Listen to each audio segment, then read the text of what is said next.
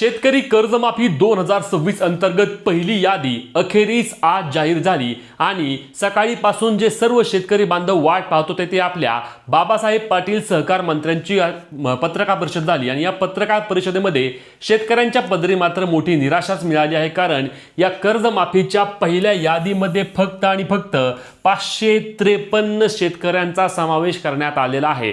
अनेक शेतकरी वाट पाहून होते। जिल्हा मध्यवर्ती बँकेतील 7.5 लाख शेतकरी त्या ठिकाणी आज आशेमध्ये होते की या कर्जमाफीमध्ये पहिल्याच यादीमध्ये त्यांचे नाव येईल आणि नाव येऊन ई-केवायसी करून त्यांना या कर्जमाफीचा लाभ मिळेल। परंतु ही पत्रकार परिषद पाहिल्यानंतर शेतकऱ्यांच्या पदरी मोठ्या प्रमाणावर निराशाच आलेली आहे। कारण फक्त 553 शेतकऱ्यांचा यामध्ये समावेश करण्यात आलेला आहे। आता ही यादी नक्की पुढची यादी कधी येणार आहे, यादी आलेल्या शेतकऱ्यांनी काय करायचं आहे आणि यादीमध्ये तुमचे नाव आहे का नाही, जिल्ह्यानुसार किती शेतकरी पात्र झाले आहेत, चला लगेच सर्व सविस्तर माहिती जाणून घेऊया। परंतु त्याआधी आपल्या पेजला फॉलो, चॅनलला सबस्क्राइब करून घ्या।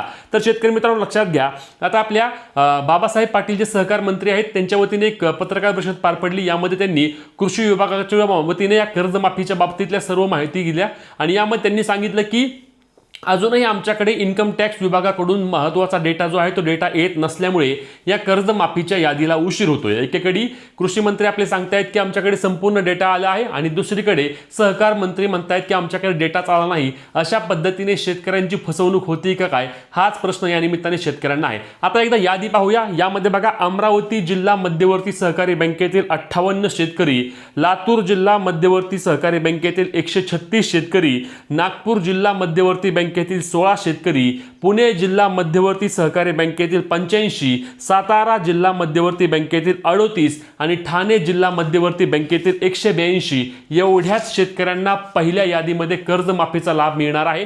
आता हा लाभ तुम्हाला मिळणार कसा, तर लक्षात घ्या, सांगितल्याप्रमाणे जे शेतकरी कर्जमाफीच्या या यादीत पात्र ठरले आहेत त्यांना त्या ठिकाणी बँकांकडे याद्या गेलेल्या आहेत। तुम्ही बँकेत जाऊन खात्री करू शकता किंवा तुम्हाला मेसेज येणार आहे आणि हा मेसेज आल्यानंतर तुम्हाला काय करायचं आहे, तुमच्या जवळील आपले सरकार सेवा केंद्रामध्ये जायचं आहे आणि आपले सरकार सेवा केंद्रामध्ये जाऊन तुमची ई-केवायसी करून घ्यायची आहे आणि ई-केवायसी केल्यानंतर तुमची जी काही कर्जमाफीची रक्कम असणार आहे ती रक्कम तुमच्या बँक खात्यामध्ये जमा होणार आहे आणि अशा पद्धतीने ही कर्जमाफी पार पडणार आहे। परंतु यामध्ये अनेक शेतकरी नक्कीच नाराज असणार आहेत, कारण शेतकऱ्यांच्या पदरी सकाळीपासून वाट पाहत बसलेल्या शेतकऱ्यांना मोठी निराशाच मिळाली आहे। तुम्हाला याबाबत काय वाटतं नक्की कमेंट करून सांगा। व्हिडिओ शेअर करा, अपडेटसाठी पेजला फॉलो, चॅनलला सबस्क्राइब करा।